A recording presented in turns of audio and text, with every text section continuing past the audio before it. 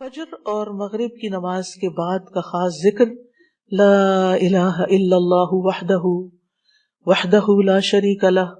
لہ الملک ولہ الحمد یحیی ویمیت وہو علی کل شیء قدیر۔ اللہ کے سوا کوئی الہ نہیں، وہ اکیلا ہے،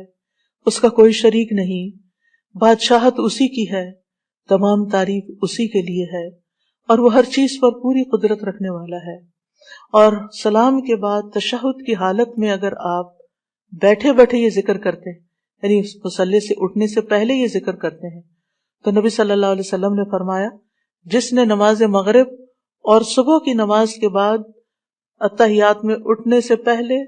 اپنی ٹانگ کو دوہرا کیے ہوئے، یعنی جس پوزیشن میں آپ بیٹھے اسی پوزیشن میں بیٹھے بیٹھے 10 بار یہ ذکر کیا، اللہ تعالیٰ اس کے لیے 10 نیکیاں لکھ لیتا ہے، 10 گناہ اس سے دور کر دیتا ہے، 10 درجے اس کے بلند کر دیتا ہے، اس کے لیے ہر بری چیز سے حفاظت، شیطان مردود سے پناہ دینے والے یہ کلمات ہوتے ہیں۔ کوئی گناہ سوائے شرک کے اس کو نہیں پہنچتا، اور یہ اس روز عمل میں سب لوگوں سے افضل ہوتا ہے، یعنی صبح کے وقت اگر کوئی یہ پڑھ کے اٹھتا ہے مصلی سے تو یہ سب لوگوں سے افضل ہوتا ہے، سوائے اس شخص کے جس نے اس کے برابر یا اس سے زیادہ کسی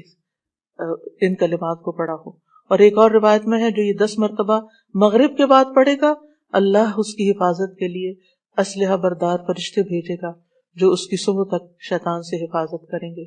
اللہ تعالیٰ سے دعا ہے کہ اللہ تعالیٰ ہمارے ان اعمال کو قبول کرے اور